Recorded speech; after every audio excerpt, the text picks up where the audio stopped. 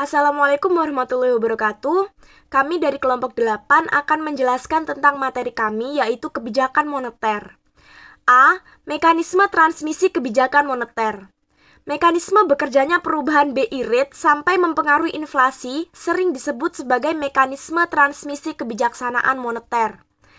Mekanisme ini menggambarkan tindakan Bank Indonesia melalui perubahan-perubahan instrumen moneter dan target operasionalnya mempengaruhi berbagai variabel ekonomi dan keuangan sebelum akhirnya berpengaruh ke tujuan akhir inflasi. Mekanisme tersebut terjadi melalui interaksi antara bank sentral, perbankan dan sektor keuangan, serta sektor real. Perubahan BI rate mempengaruhi inflasi melalui berbagai jalur, di antaranya jalur suku bunga, jalur kredit, jalur nilai tukar, jalur harga aset, dan jalur ekspektasi.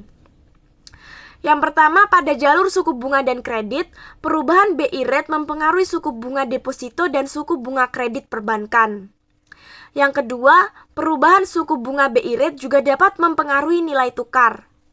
Yang ketiga, perubahan suku bunga BI rate mempengaruhi perekonomian makro melalui perubahan harga aset. Dan yang terakhir, dampak perubahan suku bunga kepada kegiatan ekonomi juga mempengaruhi ekspektasi publik akan inflasi. Selain yang telah saya sebutkan tadi, ada beberapa poin penting tentang mekanisme transmisi kebijaksanaan moneter. Antara lain ada jalur biaya modal, jalur kekayaan, jalur harga relatif, dan jalur langsung. Di sini saya akan membacakan subbab mengenai tenggang waktu lag efek dari kebijaksanaan moneter. Dampak kebijaksanaan moneter terhadap kestabilan dan pertumbuhan ekonomi tergantung pada 1. Kuat tidaknya hubungan antara perubahan kebijakan moneter yang dilakukan dengan kegiatan ekonomi. Yang kedua, jangka waktu antara terjadinya perubahan kebijakan moneter sampai terjadinya efek terhadap kegiatan ekonomi atau lag. Lag dijadikan salah satu ukuran efektivitas kebijakan moneter Bank Indonesia. Logikanya, semakin cepat atau pendek lag atau waktu yang dibutuhkan untuk menghasilkan efek, semakin baik kebijakan moneter tersebut. Jangan sampai efek yang terjadi sudah terlambat dan bahkan justru mempengaruhi keadaan atau masalah yang sedang terjadi dalam perekonomian. C. Kebijaksanaan moneter dalam keadaan ketidakpastian. Kebanyakan penguasa moneter itu belum memiliki pengetahuan yang sempurna terkait dengan perekonomian, dan para penguasa moneter tersebut belum bisa meramalkan kesulitan yang akan terjadi di masa yang akan datang. Beberapa faktor yang sulit diramal dalam hal kesulitan perekonomian yaitu yang pertama, faktor dari pemogokan, yang kedua yaitu faktor dari perang, dan yang ketiga yaitu krisis moneter. Jadi seorang penguasa moneter harus bisa menentukan kebijakan-kebijakan moneter yang sesuai dengan sasaran sehingga kesulitan-kesulitan tersebut bisa diminimalisir.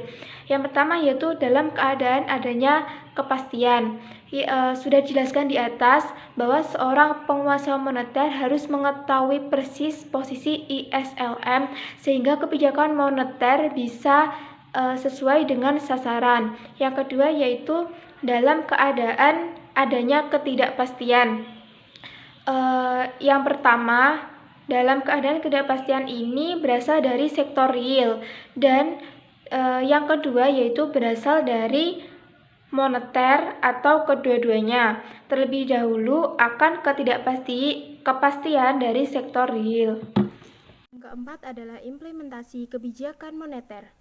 Pada periode 1983 sampai 1997, memasuki awal periode 1982-1983, perekonomian di Indonesia mengalami tekanan yang cukup berat terutama disebabkan oleh menurunnya harga minyak di pasaran dunia dan berlanjutnya resesi ekonomi dunia yang berpengaruh terhadap kegiatan perekonomian dalam negeri.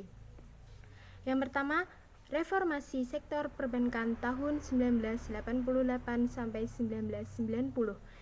Reformasi sektor perbankan yang memang diarahkan ke sistem pasar menuai implikasi yang luas terhadap industri perbankan tanah air. Salah satunya adalah sejak implementasi Pakto 1988, jumlah aplikasi untuk mendirikan bank meningkat tajam. Pada periode pasca 1997, sebagaimana penjelasan sebelumnya bahwa telah terjadi perubahan fundamental dari managed floating ke free floating. Dengan perubahan rezim tersebut, maka besaran nilai tukar rupiah dilepaskan ke mekanisme pasar. Pelepasan ini dilatar belakangi oleh ketidakefektifannya kebijakan intervensi Bank Indonesia di pasar uang dan kebijakan pelebaran band intervensi. Pertama, pemulihan ekonomi melalui kebijakan moneter. Kestabilan harga dan nilai tukar merupakan prasyarat bagi pemulihan ekonomi karena tanpa itu aktivitas ekonomi masyarakat, sektor usaha dan sektor perbankan akan terhambat. Oleh karena itu, tidaklah berlebihan kiranya jika fokus utama kebijakan moneter Bank Indonesia selama krisis ekonomi ini adalah mencapai dan memelihara kestabilan harga dan nilai tukar rupiah. Kedua, kebijakan moneter Bank Indonesia pasca UU nomor 23. Pengelolaan moneter krisis ekonomi sesungguhnya telah melahirkan suatu pemikiran ulang bagi peran Bank Indonesia yang seharusnya dalam perekonomian dan sekaligus perannya dalam institusi kenegaraan di Indonesia. Sekian presentasi dari kelompok kami. Apabila ada kesalahan mohon dimaafkan. Wassalamualaikum warahmatullahi wabarakatuh.